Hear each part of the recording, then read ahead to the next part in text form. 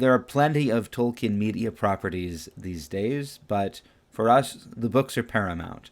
And it's always delightful to hear how different people interpret reading them out loud.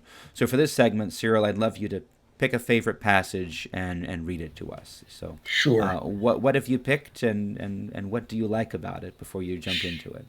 sure. So I'm actually reading from the very, very end of The Hobbit. Beautiful. Let's hear it. One autumn evening, some years afterwards, Bilbo was sitting in his study writing his memoirs. He thought of calling them There and Back Again, a Hobbit's Holiday, when there was a ring at the door. It was Gandalf and a dwarf, and the dwarf was actually Balin.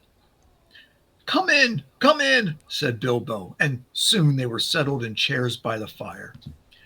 If Balin noticed that Mr. Baggins's waistcoat was more extensive and had real gold buttons, Bilbo also noticed that Balin's beard was several inches longer, and his jeweled belt was of great magnificence. They fell to talking of their times together, of course, and Bilbo asked how things were going in the lands of the mountain. It seemed they were going very well. Bard had rebuilt the town and dale, and men had gathered to him from the lake and from south and west, and all the valley had become tilled again and rich, and the desolation was now filled with birds and blossoms in spring, and fruit and feasting in autumn. And Lake Town was refounded and was more prosperous than ever, and much wealth went up and down the running river, and there was friendship in those parts between elves and dwarves and men. The old master had come to a bad end. Bard had given him much gold for the help of the lake people, but being of the kind that easily catches such disease, he fell under the dragon sickness and took most of the gold and fled with it, and died of starvation in the waste, deserted by his companions. Hmm. The new master is of a wiser kind, said Balin, and very popular, for of course he gets most of the credit for the present prosperity. They're making songs which say that in his day the rivers run with gold. Then the prophecies of the old songs have turned out to be true after a fashion, said Bilbo. Of course, said Gandalf, and why should not they prove true? Surely you don't disbelieve the prophecies because you had a hand in bringing them about yourself. You don't really suppose, do you, that all your adventures and escapes were managed by mere luck for just your sole benefit? You are a very fine person, Mr. Baggins, and I am very fond of you, but you are only quite a little fellow in a wide world after all. Thank goodness, said Bilbo, laughing, and handed him the tobacco jar.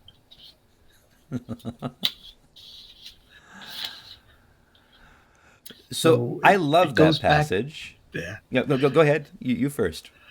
Oh, well, I mean, it does go to the thing about, right, you believe in luck, you believe all this has happened to you Right. because of you, right? That Hmm.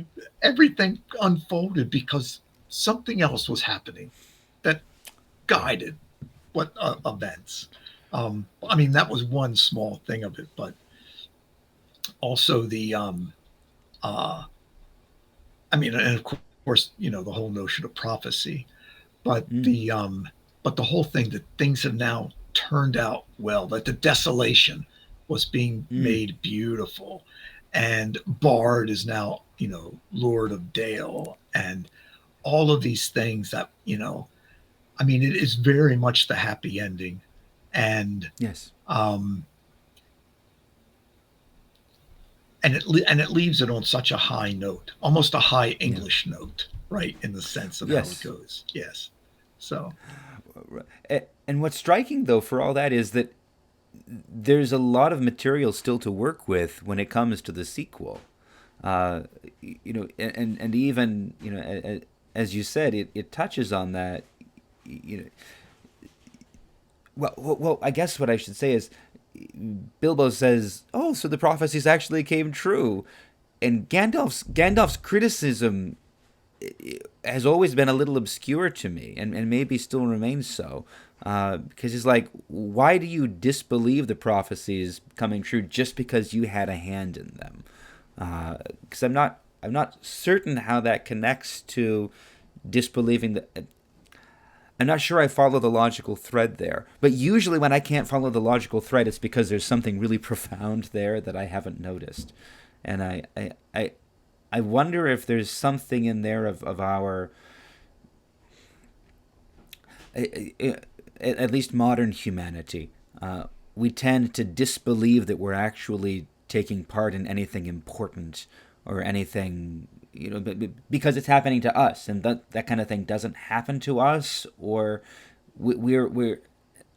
I'm not saying this well, but maybe I can frame it in this way. We question whether anything grand or historic or spiritual is happening. Anything of true momentous, because we're pretty conscious that we're just small and unimportant. But again, as I say this, Gandalf corrects him by saying, "You are small, and yet you've had a part in the fulfilling of these prophecies, which are a much larger thing. But you disbelieve that." Again, something's always felt a little bit odd, and I wonder if you can help me with this. Yeah, I think there's something to the fact that so I grew up a Methodist. I had no idea what that meant. I got into college and I read myself into Calvinism. Mm-hmm. And so, but still, even as a Calvinist, I'm struggling with this, whole question of will and free will and all these things. And then, Sure. of course, as an Orthodox, this is fundamental to what we think, that the will is free. God forces no one to love him. And, I still remember there's a line in Calvin about how the church fathers were very bad on this issue, especially Chrysostom. And the but I think it goes to the idea that yes, we are free, but there's still the hand of God that we can't see. And there's an element in which, well, yeah, these things happen, but they happen because didn't I put some salt in the stew, or didn't I do this or that? And I think Gandalf's reprimand is yes, the prophecies have come true. Yes, you did have a hand in that, but you have to realize you are such a little fellow in the wide world, and you might not think, oh, these things wouldn't have happened without me, but they would have, because even the smallest people are still of great consequence. Sure. And I think this is part of history that we don't realize at times what consequences, we have in people's lives, right? So I don't want to say this is a commentary on It's a Wonderful Life, but in some ways it's like that, right? We don't realize the impact on all the people we've had around us. And Sure. and I think that as a priest, as a professor, there's a lot of gardening. So my father was a contractor, and I worked my way through university as a carpenter. And Sure. there's something at the end of the day, you sweep up and you can see everything you've done. Right. Teaching Latin or hearing confession, it's always no, let's go back. Let's think about this again. Right? Yeah. But it's hard to miss what impact we have on people's lives. And so Right. I try to take it really seriously that I have no idea what these kids are going through. I might be the best illustration to them of what the faith should be, and I need to take that seriously. And so, yeah, I'm not the greatest scholar that's ever lived. I'm not the greatest thinker that's ever lived. I'm not anything. And now that my daughter's an adult, I'm not even, the hero in her eyes really that much anymore.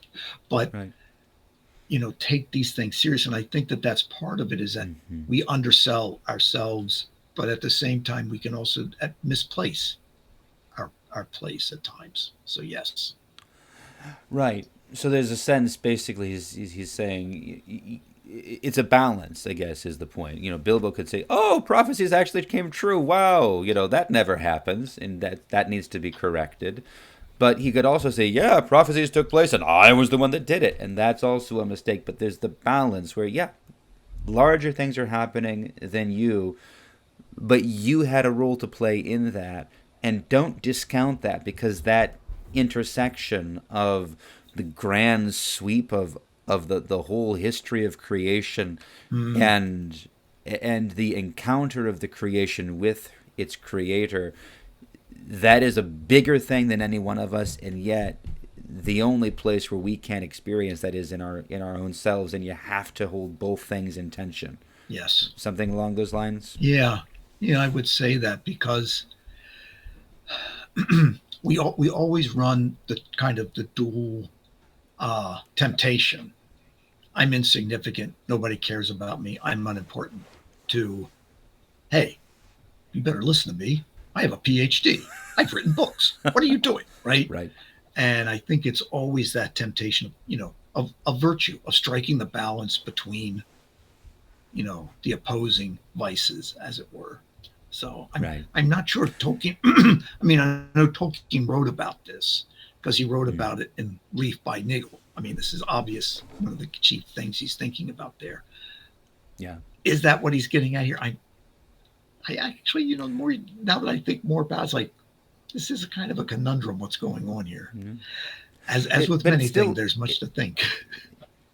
it's striking that he throws in this actually fairly profound philosophical poser. Well, I don't know if it's a poser, but it's a challenging passage. It's not just a write off, and then everyone lived happily ever after. La di da.